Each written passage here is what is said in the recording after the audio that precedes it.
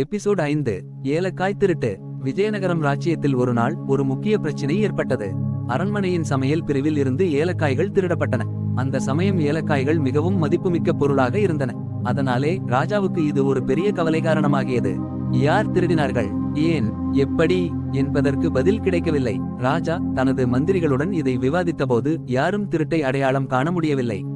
அப்போது மந்திரிகளில் ஒருவரால் ராஜாவுக்கு ஒரு யோசனை வழங்கப்பட்டது. இதை தெனாலிராமனிடம் ஒப்படையுங்கள், அவருடைய புத்திசாலித்தனமான தீர்வுகளை நம்மால் மறக்க முடியாது. இதை கேட்டு ராஜா உடனடியாக தெனாலிராமனை அழைத்தார். தெனாலி, இந்த ஏலக்காய் திருட்டின் ரகசியத்தை கண்டுபிடிக்க உன்னால் முடிகிறதா என்று கேட்டார். தெனாலி சிரித்தபடி, அரசே, இது மிக எளிதாகும். எனக்கு ஒரு நாள் அவகாசம் தரவும். நான் குற்றவாளியை கண்டுபிடிக்கிறேன் என்று உறுதியாக கூறினார். தெனாலியின் திட்டம்.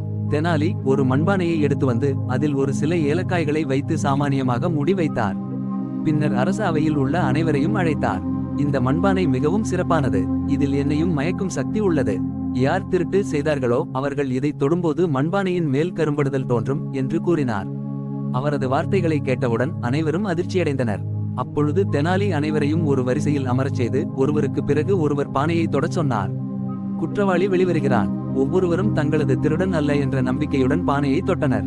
ஆனால் ஒருவரின் கைகளை பார்த்த தெனாலி, இவன்தான் திருடன் என்று அறிவித்தார். அரசரும் மற்றவர்களும் அதிர்ச்சியடைந்து தெனாலியிடம் விளக்கம் கேட்டனர். அரசே, உண்மையில் அந்த மண்பானையில் எந்தவித சக்தியும் இல்லை. ஆனால் நான் கூறியதன் மூலம் திருடனின் மனத்தில் பயம் தோன்றும். திருடன் மண்பானையை தொடாமல் இருக்க முயற்சிப்பார். அப்படியே நடந்தது என்று தெனாலி சிரித்தபடி கூறினார். அவையில் இருந்த ஒருவர் மட்டுமே பானையை தொடவில்லை, ஏனெனில் அவர் உண்மையிலேயே திருடனாக இருந்தார். அதை கண்டுபிடித்து அவன் செய்த குற்றத்துக்கு தக்க தண்டனை வழங்கப்பட்டது. ராஜாவின் பாராட்டு. இந்த திட்டத்தின் மூலம் தெனாலி மீண்டும் தன்னுடைய புத்திசாலித்தனத்தையும் சாமர்த்தியத்தையும் நிரூபித்தார்.